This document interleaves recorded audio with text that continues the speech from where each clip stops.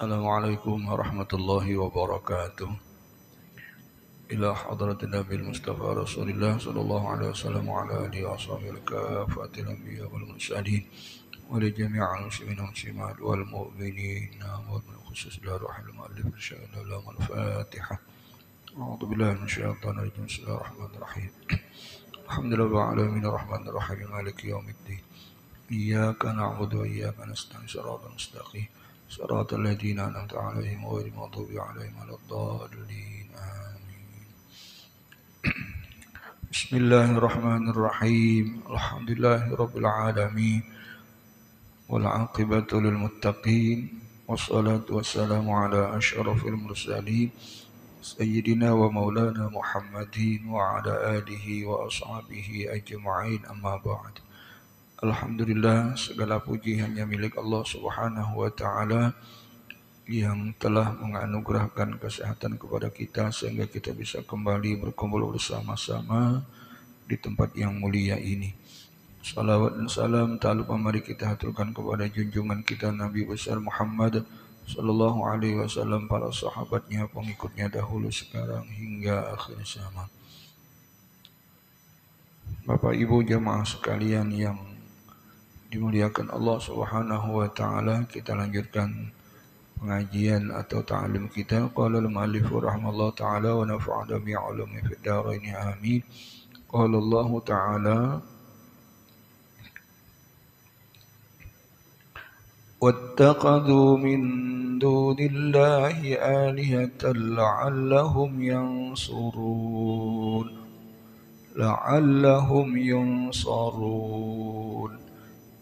لا يستطيعون نصرهم وهم لهم جند محضرون.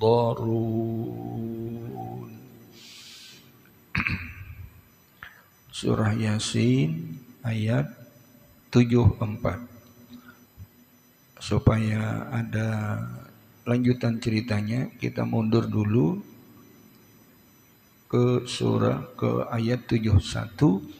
Awalam yarau, apakah mereka tidak mengetahui, tidak melihat, tidak tahu, anna khalaqna lahum, sesungguhnya kamilah yang menciptakan untuk mereka manusia, termasuk itu orang kafir, siapa sajalah, mimma amilat aidina, yang itu kami perbuat sendiri dengan kekuasaan kami, tidak ada bantuan siapapun, an'aman, yang kami ciptakan dalam bentuk binatang ternak, salah satunya disebut. Nah, kenapa disebut an'aman, binatang ternak? Karena itu yang paling banyak diambil manfaatnya, yaitu onta, sapi, kambing, domba. Fahum laha malikun, dan maka mereka orang-orang si manusia ini tadi, siapapun orangnya, bisa memiliki, menguasai terhadap binatang itu. Nah, wadzallalnaha ayat 72, lalu kami tundukkan binatang itu lahum, untuk mereka manusia, siapapun orangnya tadi, yang beriman, tidak beriman sama. Faminha rakubuhum, di antaranya binatang itu untuk dikendarai, membawa barang apa-apa. Wa minha yakulun, di samping itu juga bisa dimakan binatang itu. Walahum fiha manafi'u, di samping itu lagi banyak manfaat dari binatang itu setelah disembelih atau bahkan sebelum disembelih, bulu-bulunya gitu. Wa masyaribu, kemudian ada lagi untuk yang bisa diminum, susunya kambing, susu kambing, susu onta. Kalau umrah tuh ada susu onta. Lalu setelah Allah sebutkan nikmat-nikmat itu, padahal satu aja tuh, binatang ternak beberapa, yaitu yang paling banyak manfaatnya tadi onta, sapi, kambing, domba. Lalu setelah itu kata Allah, afala yashkurun, apakah kalian tidak bersyukur kepada yang memberikan nikmat itu? Asik dengan nikmat tetapi lupa kepada si pemberi nikmat. Jadi manusia itu bisa begitu tuh. Ketika sebelum punya nikmat, yang diharapkan itu selalu ingat kepada si yang maha menentukan terhadap nikmat itu yang akan memberikan itu.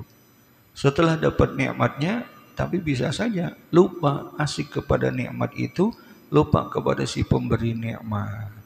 Afala yashkurun, maka apakah kalian tidak bersyukur? Bersyukur artinya apa? Menggunakan nikmat itu jangan sampai dengan sebab nikmat itu lupa kepada pemberi nikmat itulah. Itu. Bahkan kalau dirinci syukur itu ada kandungan menjadi 3, ya. Syukur dengan ucapan, dengan lidah, bukan, ya, dengan hati dulu, kemudian dengan lidah, lisan, kemudian dengan anggota. Itu syukur.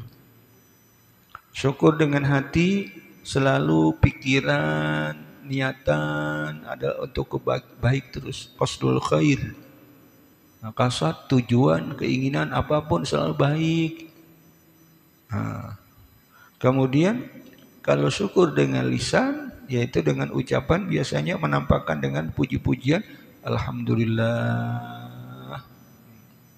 Iya. Dan alhamdulillah itu sama aja bacanya. Karena itu bermula dari asal dari hati tadi. Kalau hati itu memang betul-betul ingat kepada Allah, ini anugerah dari Allah, ketentuan Allah, Allah yang menentukan, ini pasti yang terbaik takarannya menurut Allah, maka alhamdulillahnya itu semata-mata ingat karena Allah yang menentukan, pasti alhamdulillahnya itu bagus aja bacanya, tidak berubah-ubah. Tapi kalau orang terhenti melihat nikmat itu, hanya kesyukurannya itu, alhamdulillahnya itu dengan lisan, terhenti hanya dengan melihat bentuk barang atau benda dari nikmat itu, maka jadilah kesyukuran dalam bentuk lisan itu berubah-ubah, berbeda-beda. Kalau Allah menentukan rezekinya itu, nikmat itu banyak, alhamdulillahnya mantap banget, alhamdulillah. Karena banyak. Suatu saat nanti dikurangi oleh Allah, bisa aja itu berkurang. Bentuk alhamdulillahnya tidak sempurna lagi. Gimana? Ya alhamdulillah. Berikutnya lagi dikurangi lagi. Gimana? Ya alhamdulillah. Berarti hatinya tuh belum kontak dengan Allah. Nah, namanya kesyukuran tadi. Syukur dengan hati selalu menyikapinya baik. Qasdul khair, tujuannya baik. Wa idmarhu likafatil khalq, dan menyembunyikan kepada semua makhluk. Yang penting hatinya itu baik, harus menyikapinya. Apanya, pikirannya itu. Itu namanya syukur. Positif terus, apapun yang Allah tentukan. Bila sudah seperti itu, maka akan muncul di lidah, di lisan, dengan selalu bentuk tahmidnya, pujian dengan lisan alhamdulillah itu semua sama. Sedikit alhamdulillah, banyak alhamdulillah, banyak lagi alhamdulillah, sama aja, tidak berpengaruh. Karena apa? Karena dia tidak melihat bendanya itu ada nikmat itu hanya pengantar untuk mengantarkan kepada siapa sih yang maha menentukan, lewat hati yang menyimaknya, memperhatikannya, melihatnya, sehingga alhamdulillahnya sama, mantap. Kemudian yang ketiga, dalam bentuk bil jawarih, yaitu dengan anggota tubuh. Anggota tubuh apa aja? Wasti'malu ni'amillahi ta'ala fi ta'atih wat tawaqqi minal isti'anah biha ala ma'siyati hatta ashkura al-ainain an tastura bi kulli aibin tara limuslimin. Menggunakan nikmat-nikmat Allah untuk taat kepadanya dan meminta, berlindung lagi. Tawaqqi itu berlindung, minal isti'anah, ya, memelihara diri, yaitu dengan minta tolong kepada anggota tubuh ini tadi untuk bermaksiat kepada Allah. Jadi itu ya bahasa mudahnya itu tadi. Dengan nikmat yang Allah berikan ini kita bisa berbuat taat. Semua anggota tubuh ini lahir dari kegunaannya mendatangkan nilai positif, manfaat semua kepada Allah. Itu namanya syukur. Nah, baik. Jadi di sini bukan hanya ceritanya hanya asal untuk orang-orang ahli Mekah tadi, untuk kita juga lah. Allah telah memberikan beberapa nikmat macam apapun bentuknya, meskipun salah satu contohnya binatang ternak tadi, apa ajalah. Lalu terakhirnya, afala yashkurun, apa kalian tidak bersyukur? Apakah mereka tidak bersyukur, tidak ingat kepada yang memberi nikmat, kada tahu menahu lagi, kada ingat-ingat lagi, gitu. Baik. Kemudian ayat 74 yang malam ini lanjutannya, wattakhadhu min dunillahi alihah. Setelah Allah disampaikan oleh Allah kepada Nabi menyampaikan kepada masyarakat saat itu, tetapi ternyata mereka wattakhadhu min dunillah, mereka menjadikan dari selain Allah alihatan, sesembahan, asnaman, berhala, ya'buduna, yang mereka sembah, yang mereka taati, yang mereka ikuti, mereka patuhi. Ternyata tetap juga. Nah, setelah disampaikan, coba pikirkan. Awalam yarau, apa mereka tidak melihat? Coba dianalisa pelan-pelan. Siapa sih yang menciptakan itu, ini, siapa? Nah, setelah itu, apalah syukurun, tapi nyatanya wattakhadhu min dunillahi alaha, mereka tetap mengambil selain Allah sebagai sesembahan, sebagai yang harus dipatuhi, yang diikuti, yang dituruti. Nah, la'allahum yansarun, dan mereka berharap dengan sesembahan itu yang akan menolong mereka nanti.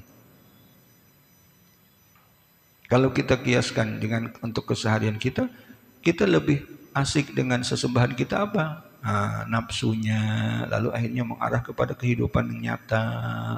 Inilah yang akan perasaan ini yang akan membantu kita nanti. Padahal dah semua harta, anak, apa semua itu ditinggal. Nah, tidak bisa menolong kita, tetapi ketaatan kitalah yang akan menolong kita.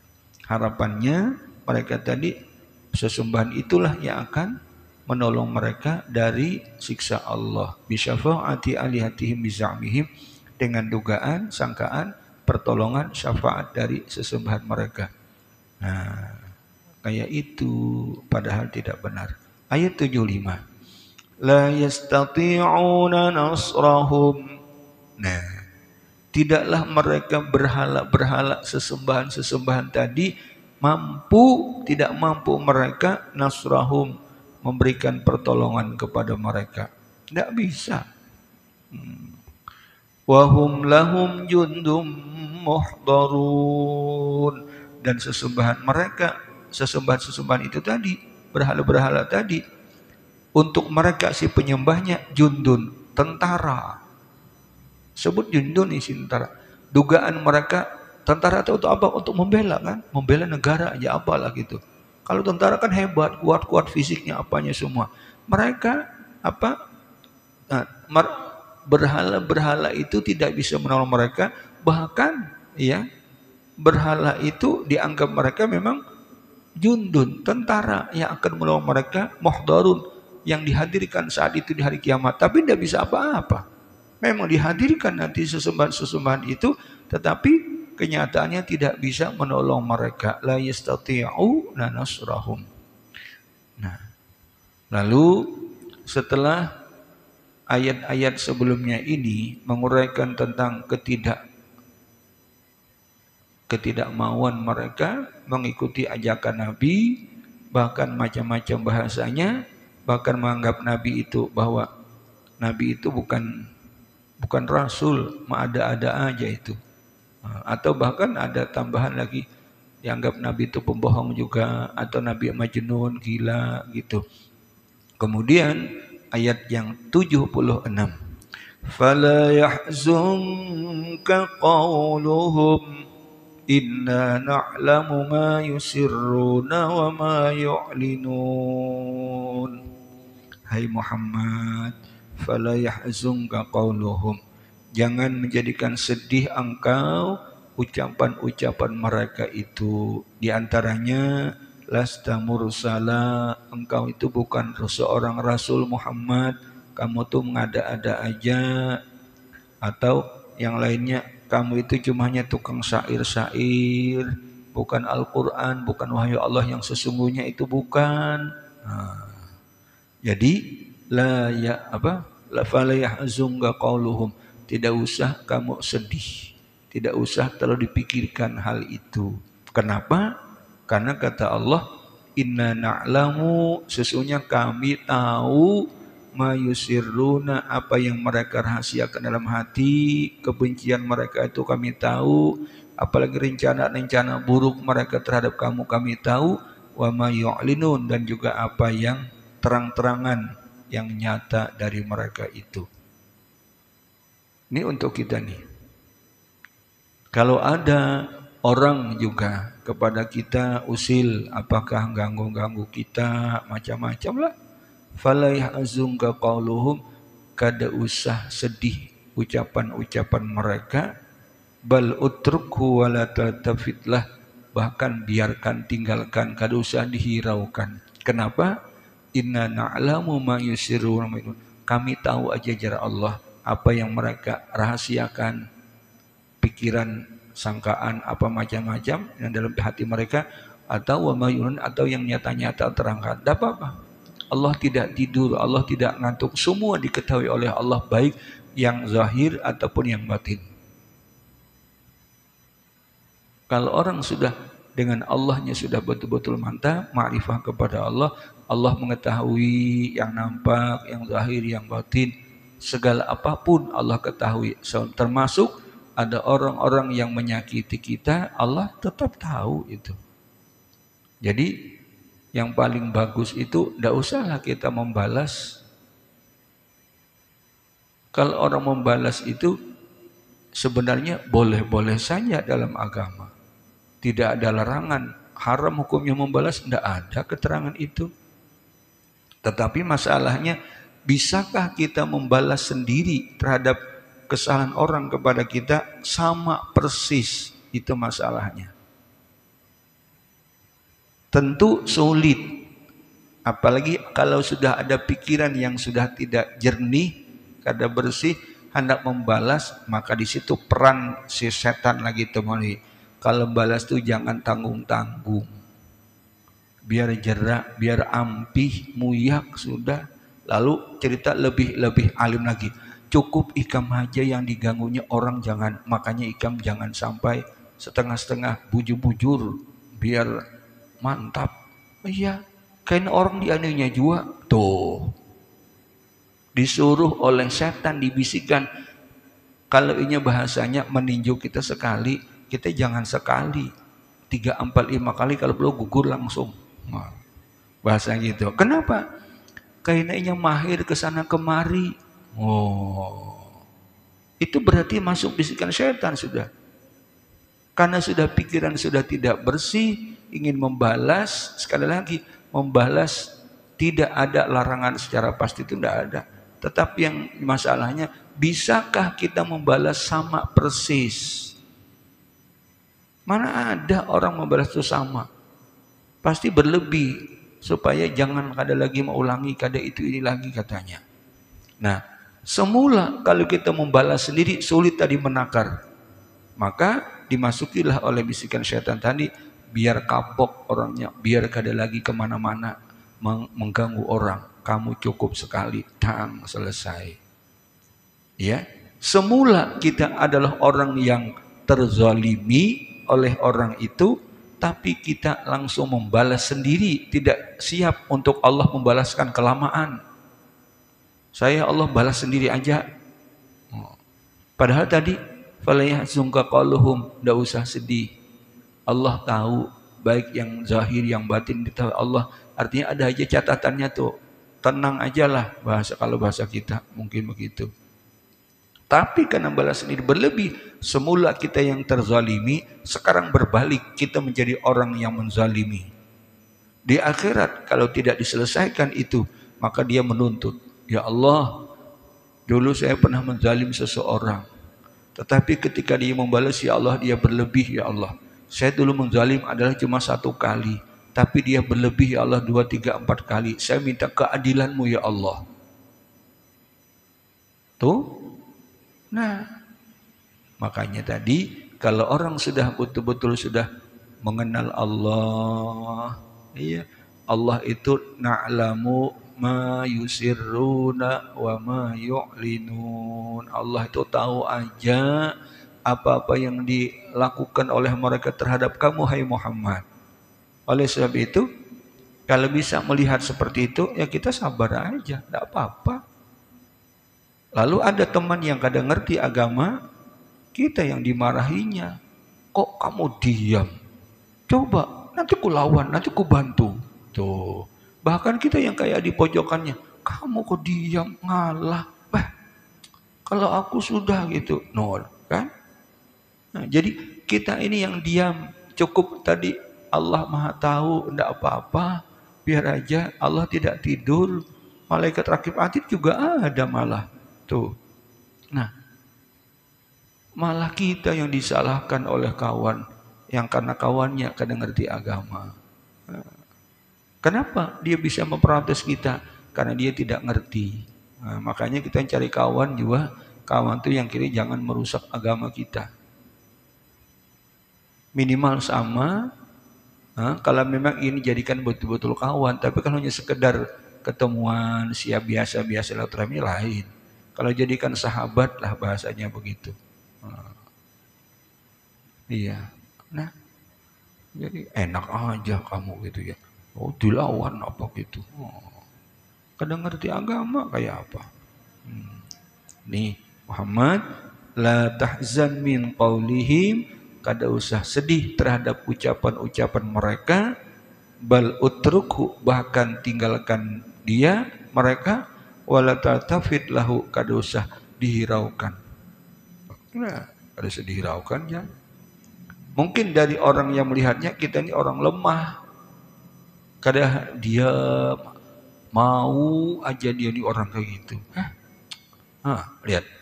Yang tetangga sebelah, yang pening mikirkan kita. Kitanya tenang-tenang aja. Baik. Ayat 77. Ya.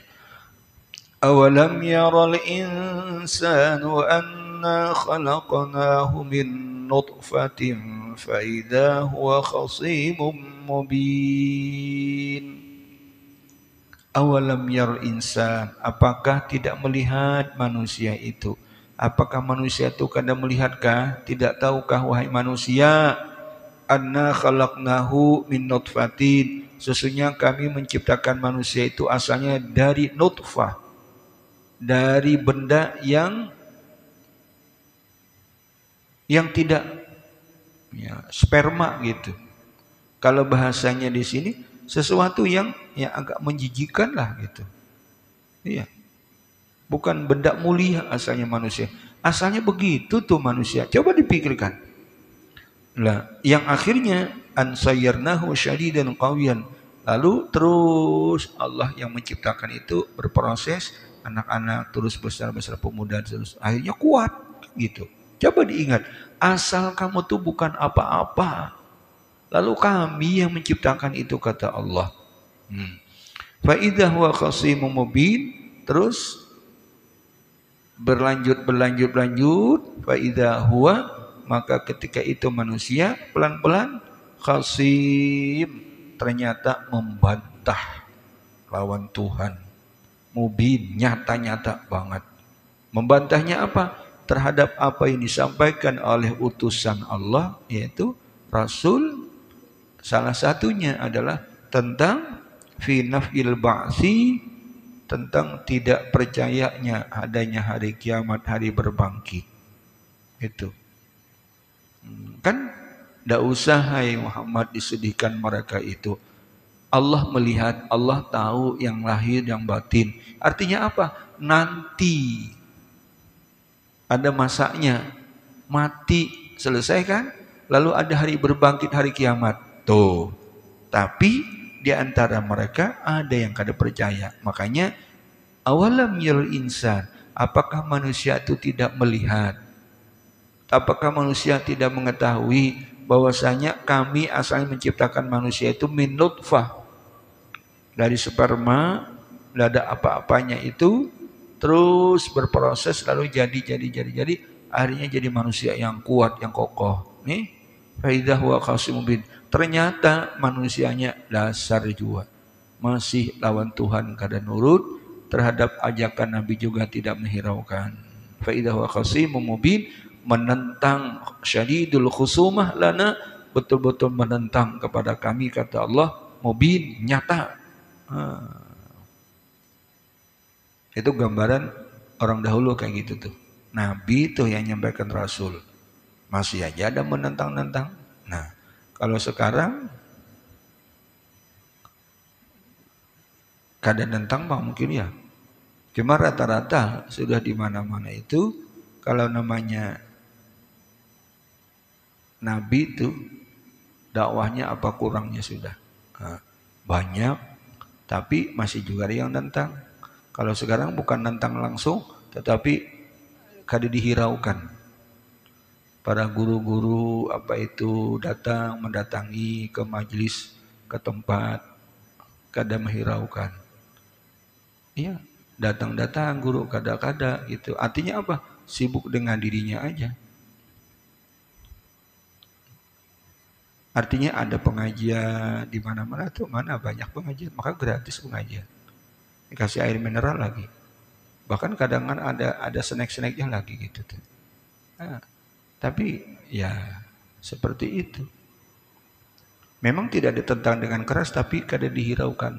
Gurunya datang iya, kada datang iya, sama aja.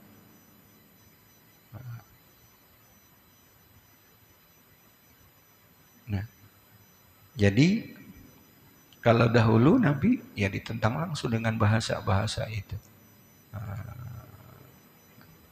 Kemanfaatan itu untuk kehadiran pengajian masih ada, tapi dikit aja orangnya itu merasa padahal perlu sekali gini. Ya, makanya tadi yang salah satu contohnya yang untuk tidak membalas itu tadi itu. Iya. Masih ada kadang, kalau aku tidak sanggup ke itu kan Nabi. Kalau memang itu kalimat bahasa atau hukum itu memang tidak sanggup, tidak mungkin disampaikan oleh Allah kepada Nabi. Tidak mungkin Nabi menyampaikan kalau itu nyata-nyata tidak bisa dilakukan oleh manusia. Nabi seorang manusia bisa, asal memang belajar, nuntut ilmu. Makanya oleh Imam Al-Ghazali nuntut ilmu itu ada jenjangnya. Kalau orang itu sudah memang taat kepada Allah sudah, dan ketaatannya secara fikihnya sudah bujur juga sudah, silakan ayo. Maka apa lagi harus dituntut? Bagaimana menjadikan ibadah itu lebih berkualitas, kekhusyuan itu lebih lagi, kenikmatan itu akan lebih terasa, gitu jadinya. Ya, itu. Baik, kembali. Ayat 78. وَضَرَبَ لَنَا مَثَلًا وَنَسِيَ خَلْقَهُ قَالَ مَنْ يُحْيِي الْعِظَامَ وَهِيَ رَمِيمٌ. Bahkan manusia yang menentang, betul-betul membangkang menentang tadi, manusia itu wadaraba, membuat lana untuk kami, kata Allah, matalan, perumpamaan, ya. Wa nasiya khalqah, dan manusia itu lupa terhadap kejadiannya yang asalnya dari yang hina tadi, tidak bisa apa-apa. Qala, lalu dia dengan menentangnya, mayyuhyil 'idhama wa hiya ramim. Siapa yang bisa menghidupkan tulang belulang yang berhamburan ini nih? Wa hiya ramim, dan dia sudah remuk hancur. Siapa? Ayat ini ada satu riwayat turunnya kepada, yaitu As bin Wa'il, ada juga kepada Ubay bin Khalaf, dia juga, ya mirip-mirip aja lah orang yang sejenis seperti itu. Dia pakai otak, pakai akalnya sendiri. Jadi ambilnya apa namanya, yang tulang-tulang apa itu, misalnya tulang, kumpulkannya, ayo, Muhammad, nih siapa kira-kira yang bisa menghidupkan ini? Tuh belak-belakan kan tentang itu.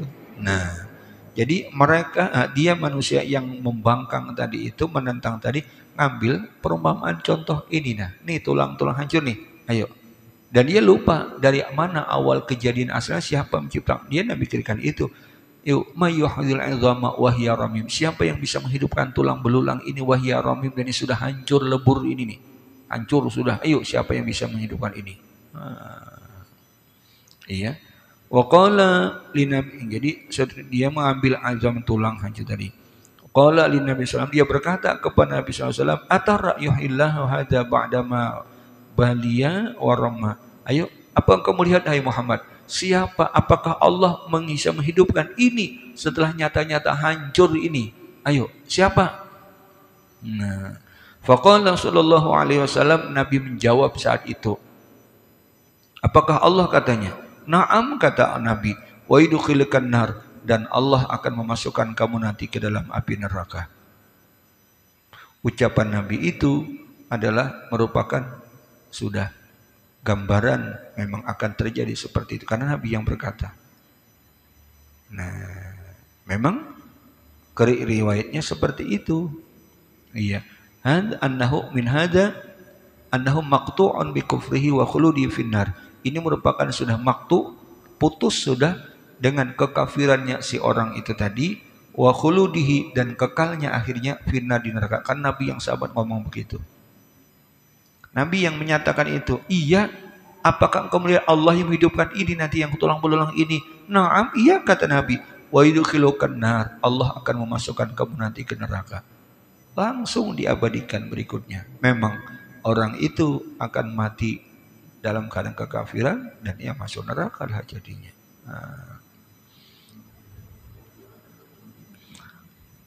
Lalu Nabi menjawab dalam bentuk ayatnya dari firman Allah ayat 79.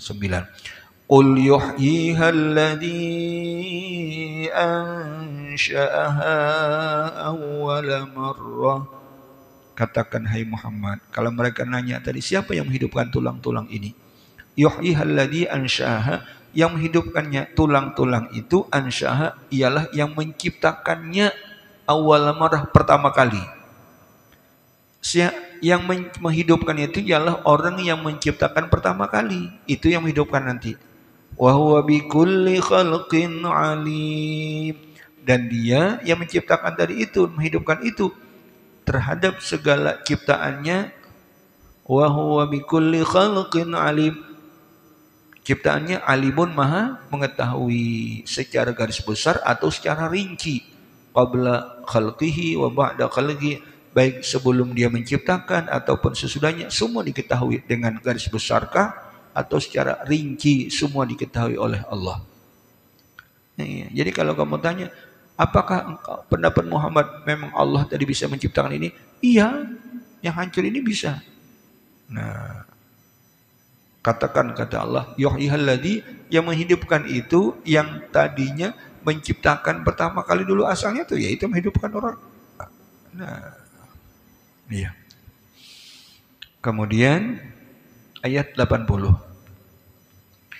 Alladzi ja'ala lakum minasy-syajaril akhdari nara fa idza antum minhu tuqidun.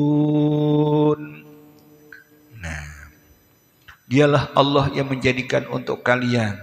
Ini perumpamaan supaya mereka bisa akal digunakan. Kayak apa bisa Allah menghidupkan Tuhan Muhammad yang tulang-tulang hancur hidup lagi? Nih, alladzi ja'ala lakum, dialah yang menciptakan untuk kalian wahai manusia semua, minasyajaril akhdar, dari pohon yang masih segar. Akhdar itu hijau. Al-markh.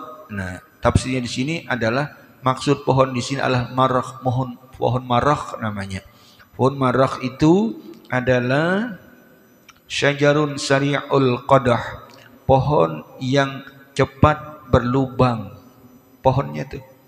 Jadi bukan pohon yang kayak jati, ulin tuh enggak. Pohonnya tuh bisa pelan-pelan berlubang lakas dalamnya itu. Nah, iya. Allah ciptakan Untuk kalian ada pohon yang hijau, hijau masih segar. Nah, kemudian naran dari situ asalnya bisa timbul api. Tapi itu dengan izin Allah. Tapi kamu mengalami kehidupan kamu sehari-hari begitu tuh di Arab sana tuh. Ada pohon marak namanya. Pohon apalah kalau kita di sini tuh. Jadi pohon itu lakas ringan gitu. Ya. Lalu kemudian di sini wal afar, ada juga pohon afar.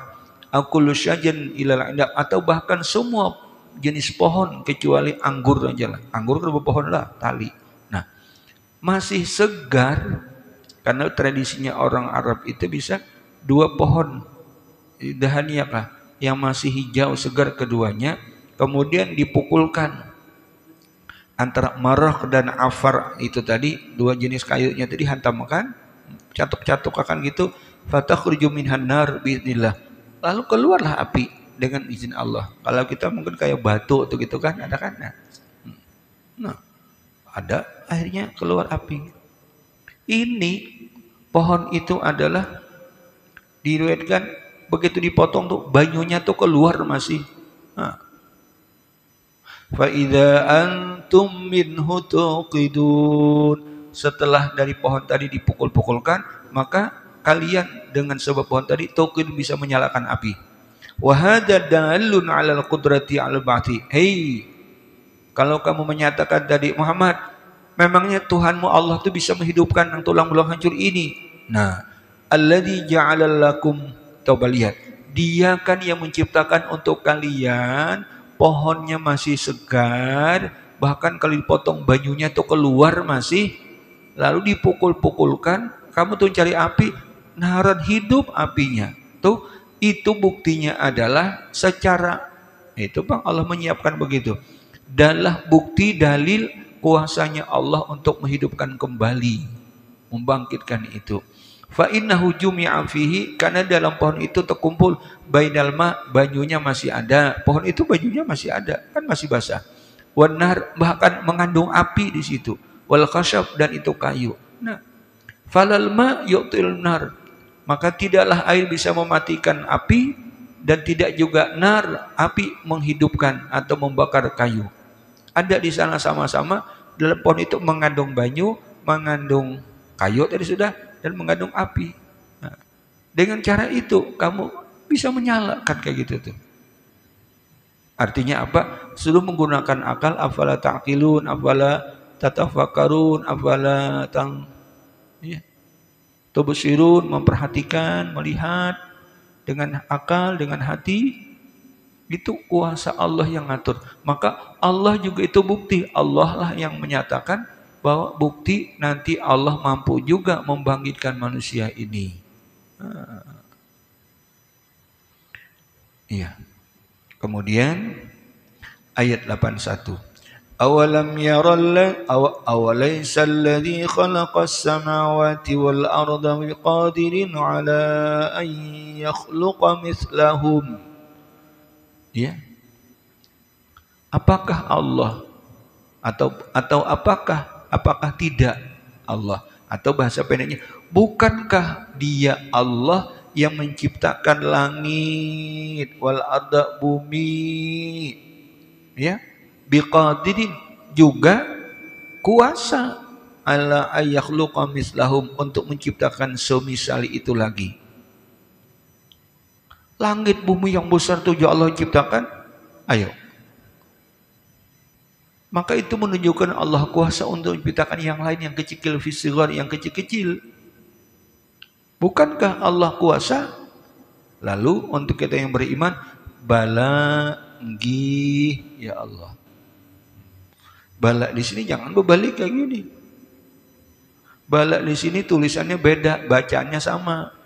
Kalau bala minal bala'i, tapi itu kalau ternyata kalau dilanjutkan kan ada hamzahnya, al bala'u, al bala, al bala'i gitu. Tapi di sini tidak ada, bala biasa aja. Nggih, semestinya begitu. Wa huwal khallaqul alim, dialah Allah yang Maha Pencipta lagi Maha Mengetahui. Terakhir, habis ya aja dah. Innama amruhu idza arada syai'an, sesungguhnya hanyalah urusan Allah.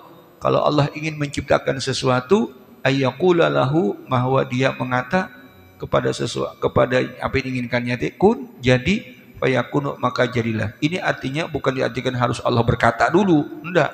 Saking apa yang Allah kehendaki jadi selesai gitu aja dah. Ini cara menjelaskannya aja, bukan harus jadi maka jadi. Itu ada perantara lagi, itu kayak manusia. Nah gitu. Lalu terakhirnya kita angkat tangan aja sudah. Subhanalladzi biyadihi malakutu kulli syai'in wa ilaihi turja'un. Maha suci Allah yang di tangannya lah, di genggamannya lah kekuasaannya, kekuasaan yang malakutu, kekuasaan segala sesuatu dimanapun, dan bahkan wa ilaihi turja'un, kembalinya kepada Allah nanti. Nah terakhir tatimah tentang fadilah surah Yasin. Di antaranya Yasin disebut dengan sumyah apa, qalbul Quran, artinya Al-Quran. Wa min huna, dari karena inilah umira bi qiraatina, disuruh untuk membaca Yasin indal muhdadar, ketika orang hendak meninggal. Ini dalilnya. Wa alal mayyit, dan juga untuk si mayit baca Yasin, diyakunal qalbu, supaya hati qad aqbala 'ala Allah taala, menghadap kepada Allah taala. Nah, makanya qalbul Quran. Kenapa? Yasin mengandung tentang wahdaniyat, mengesahkan Allah, tentang masalah para rasul, kerasulan, dan termasuk masalah hari kiamat. Dari situlah orang yang beriman dengan hubungan isi surah Yasin tidak lepas dari beriman urusan hati. Maka disebutlah Yasin qalbul Quran, hatinya Al-Quran. Makanya tadi disuruh juga bacakan ketika orang hendak meninggal, supaya hatinya kuat, ingat awan Tuhan. Hubungan dengan hati, itu kiasannya, arahnya gitu. Kemudian ketika orang juga sudah meninggal, supaya nanti ya harapannya itu tadi, hatinya tetap ingat kepada Allah ketika sudah dalam kubur, marrabbuka wa man nabiyuka, dan seterusnya. Habis surah Yasin, insyaallah nanti kita lanjutkan surah apa tuh? Waqiah, atau surah yang sering kita baca dulu dah. Waqiah atau Al-Muluk, surah Waqiah mungkin ya. Boleh, atau Muluk nanti boleh juga. Demikian dulu, mudah-mudahan manfaat. Al-Fatihah. A'udzubillahi minasyaitonir rajim. Bismillahirrahmanirrahim. Alhamdulillahirabbil alamin arrahmanir rahim maliki yaumiddin. Iyyaka na'budu wa iyyaka nasta'in. Mustaqim shiratal ladzina an'amta 'alaihim ghairil maghdubi 'alaihim waladdallin. Amin. Amin. Alamin. Bismillahirrahmanirrahim. Alhamdulillahirabbil alamin. Allahumma shalli ala sayyidina Muhammad. Allahumma fa'na bima 'allamtana wa 'allimna ma yanfa'una. Allahumma fa'na fid din wa 'allimna ta'wil wa rizqna fa'na istiqamah innaka 'ala kulli syai'in qadir. Wassallallahu ala Muhammad wa 'ala alihi wa sahbihi wasallam. Alhamdulillahirabbil alamin. Taqabbalallahu minkum.